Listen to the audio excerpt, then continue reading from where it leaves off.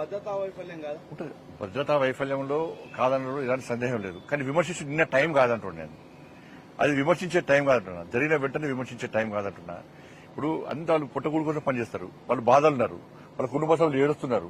అక్కడ సిబ్బంది అంతా ఏడుస్తున్నారు వాళ్ళందరూ కూడా. ఆ టైంలో ఏం చేయాలి? వాళ్ళ బాధ కొంచెం ధైర్యం చెప్పాలి. ఓ నిబ్బరం కల్పించే ప్రయత్నం చేయాలి. దాని గురించి ఆలోచించాలి ఫస్ట్.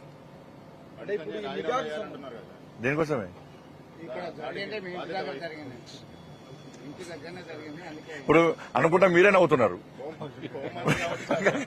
ఇప్పుడు మీరు నవ్వుతున్నారు, కెమెరామెన్ నవ్వుతున్నారు. డైలాగు ఇక నేను సమాధానం చెప్పాలి. చెప్పు. కాదు ఇప్పుడు ఈ నిఘా లా అండ్ ఆర్డర్ అనేది ఎవరికంటే ఉంటుందో తెలియకుండా ఏం చేయాలి? తెలంగాణలో లా అండ్ ఆర్డర్, దేశంలో లా అండ్ ఆర్డర్ ఎవరి కంట్రోల్ ఉంటుందో తెలియని వాళ్ళకు నేను ఏం సమాధానం చెప్పాలి? ఎవరికంటే ఉంటుంది లా అండ్ ఆర్డర్? ఓట్లేసిన పబ్లిక్ అడగాలి. ఇప్పుడు దక్షిణాది రాష్ట్రాలు, ఉత్తరాది రాష్ట్రాలు, ఈ రాష్ట్రము ఆ రాష్ట్రము, ఈ ప్రాంతము ఆ ప్రాంతం అని చెప్పి దేశ ప్రజల లోపల ఒక విభజన, ఒకటి విష కోణాలు నింపే ప్రయత్నం చేసినటువంటి, దేశ ప్రజల లోపల అయోమయం సృష్టించే ప్రయత్నం చేసినటువంటి రాష్ట్ర ముఖ్యమంత్రి రేవంత్ రెడ్డి గారికి, తమిళనాడు ముఖ్యమంత్రి ఇంకా కొంతసేపు ఉన్నాడు ముఖ్యమంత్రి స్టాలిన్ గారికి ఇలా దేశ ప్రజలు గుణపాఠం చెప్పారు. పాపం రాష్ట్ర ముఖ్యమంత్రి ఏడికైనా అవుటే, తమిళనాడు వేండు అవుటే, మధ్యప్రదేశ్ వేండు అవుటే, బీహార్ వేండు అవుటే, హర్యానా వేండు అవుటే. కాబట్టి నేను చెప్తున్నా, ముఖ్యమంత్రి తొందర రాహుల్ గాంధీ కుర్చీలో కూర్చోవాలి. బాగా ఆతుత బాగుంది, ఇప్పటికున్నది. తొందరగా రాహుల్ గాంధీకి ఏం తెలియదు, నాకే అన్ని తెలుసు అని చెప్పుకునే ప్రయత్నం ముఖ్యమంత్రి చేస్తున్నాడు. ఇవాళ ఏమైంది? ఇవాళ ఇప్పుడు వచ్చిన ఫలితాల ప్రకారం బెంగాల్లో మేము గెలిచే అవకాశాలు ఎక్కువన్నాయి. పాండిచేరిలో మేము గెలిచే అవకాశాలు ఎక్కువన్నాయి. అస్సాంలో వారు వన్సే లెక్కనే ఫలితాలు వస్తున్నాయి. ఇవాళ కేరళలో ఆ కమ్యూనిస్ట్ ప్రభుత్వం 3 సార్లు 2 సార్లు అయింది కాబట్టి ప్రజా వ్యతిరేకత ఉంది కాబట్టి అది గుడ్డిలో మీరు గెలిచే ప్రయత్నం గెలుస్తున్నారు కావచ్చు అంతే. 12 సీట్లు.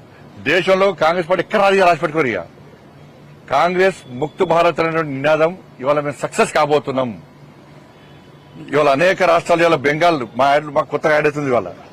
ఇట్లా ఇంకా రాబోయే ఎన్నికలు కూడా నరేంద్ర మోడీ గారి నేతృత్వంలోని ఎన్డీఏ ప్రభుత్వాలు ఈ దేశంలో డబుల్ ఇంజన్ సర్కార్ ఏర్పడబోతున్నాయి. అంతటా కూడా ఇలా బెంగాల్ ఫలితాల కోసం దేశవ్యాప్తంగా భారతీయ జనతా పార్టీ కార్యకర్తలు ఎదురుస్తున్నారు. ఈ ఫలితాల బట్టి దాదాపు అనేక మంది కార్యకర్తలు బలిదానం అయిపోయినాడు. బంగ్లాదేశ్ గుండాల చేతుల మా కార్యకర్తలు బలిదానం అయిపోయారు. మా కార్యకర్తల కుటుంబాలు బలైపోయినాయి. దాన్ని దృష్టిలో ఉంచుకొని ఇటీవల బెంగాల్ గెలవాలి, పశ్చిమ బెంగాల్ గెలవాలని ఒక ఆతృతతోని ఇలా ఫలితాల కోసం ఎదురుస్తున్నారు. పశ్చిమ బెంగాల్ కు సంబంధించి అక్కడ ఏ పార్టీ అధికారంలో ఉంటే అందుకు భిన్నంగా కేంద్రంలో అధికారంలో ఉంటుందని ఒక సెంటిమెంట్ కొనసాగుతుంది. అప్పుడు మళ్లీ రాబోయే రోజుల్లో బీజేపీకి ఇబ్బంది మీరు వస్తారు. అన్ని తారుమారైతున్నాయి. ఇప్పుడు ఫలితాలన్నీ తారుమారైతున్నాయి. మీ సర్వే ఫలితాలు కూడా తారుమారైనాయి అన్ని. నరేంద్ర మోడీ గారు ప్రభుత్వం కాకుండా ఏ ప్రభుత్వం వస్తుందని చెప్పారు మీరు నాకు చెప్పండి. రాహుల్ గాంధీ అయితే వాళ్ళ పార్టీలో మాకు ప్రచారకే రాహుల్ గాంధీ. రాహుల్ గాంధీని నాయకుడి లెక్క వాళ్ళ నాయకులే గుర్తిస్తలేరు. ఇంకెవరు దేశంలో ఏ పార్టీ చెప్పు? ఇలా ఇండియా అలయన్స్ మొత్తం కొట్టుకబిక్తుంది, గాలి మొత్తం కొట్టుకబిక్తున్నది. అది ఎక్కడ లేవు కూడా బిక్తుంది. అది సర్ కారణం ఓట్లు తొలగించారు, కేంద్ర బలగాలను దించారు, ఎలక్షన్ కమిషన్ ను ప్రయోగించారు, ఇవన్నీ చేసి అనైతికంగా సర్ వల్ల నష్టం ఎవరు జరిగింది అంటే బంగ్లాదేశ్ కూడా వచ్చి ఈ దేశంలో వచ్చి ఓటేసిపోతే జరుపుకోవాలా? చెప్పరాదు. ఈ దేశం కానోడు ఈ దేశంగా వచ్చి ఈ దేశంలో బాంబులు పెట్టి విధ్వంసాలు సృష్టించి ఈ దేశ పౌరులను చంపి ఈ దేశ ఆస్తులను కొల్లగొట్టి అక్రమంగా చొరబడి వాడు వచ్చి ఓటేస్తే ఒప్పుకుంటారా? దేశ ప్రజలు ఆలోచిస్తారా? ఇలా అందుకే సరే వచ్చింది కాబట్టి బంగ్లాదేశ్ ప్రజలు కూడా ఇలా బంగ్లాదేశ్ చొరబడిదారులకు దీని ద్వారా చరమగీతం పాడుతున్నది ఇండియా ప్రభుత్వం, నరేంద్ర మోడీ ప్రభుత్వం. కాబట్టి ఫలితాలు ఈసారి ఇటీవల బీజేపీ అనుకూలంగా రావాల్సిందే, దీదీ సంగతి చెప్పాల్సిందే అని చెప్తున్నారు. ఇవాళ ఇప్పుడు తమిళనాడులో ఏఐడిఎంకేతో